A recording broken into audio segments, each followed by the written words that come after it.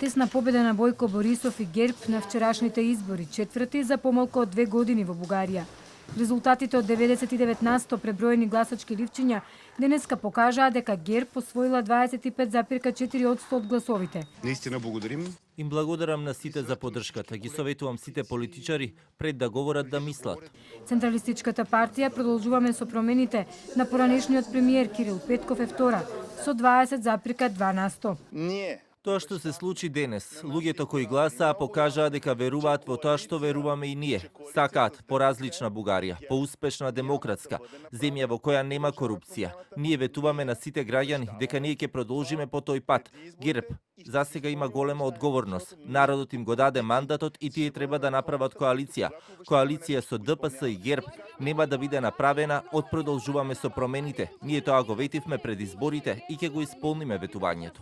Трета политичка сила е националистичката преродба на Костадин Костадинов со 11,06%, додека под цензусот од 4%, кој е потребен за освојување пратенички мандати и на 99,84 обработени гласови, останува има таков народ на Славе Трифунов.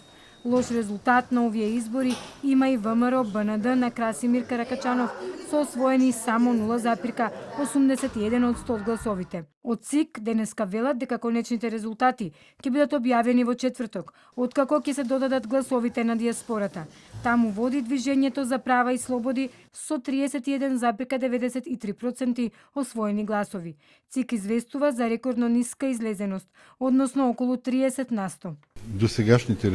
Досегашните резултати ги знаат. Тие јасно покажуваат кои партии ќе влезат во парламентот. Конечните изборни резултати треба да бидат готови до четврток. Мислењата на политичарите и народот се поделени. Политичките противници на Борисов го обвинуваат дека додека тој бил на власт, во земјата се ширела корупција.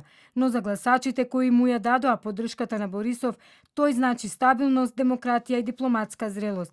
За ГЕРБ и Борисов веќе пристигнуваат честитки, а меѓу нив и поранешниот премиер Зоран Заев, кој преку социјалните мрежи му ја честита победата на неговиот поранешен колега од Бугарија Бојко Борисов. Честитки за сите граѓани на Бугарија за успешните избори. Честитки на ГЕРБ и на мојот добар пријател Бојко Борисов за победата и освоената најголема доверба од бугарскиот народ. Стабилноста на Бугарија и просперитетот на бугарскиот народ е добар за македонскиот народ, како и за граѓаните на целиот Балкан. Најголемиот дел од бугарите во Македонија гласаа за ГЕРБ. На 7 отворени избирачки места во земјава гласале вкупно 461 лице. За ГЕРБ гласале 127 бугарски избирачи. Политичката неизвестност во Бугарија и покрај победата на парламентарните избори продолжува.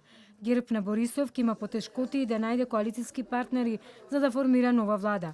Но дали по изборите во Бугарија може да се каже дека ќе има промена во односите Скопје-Софија? Аналитичарите со одговор. Не знаеме дали треба да очекуваме подобри односи таму.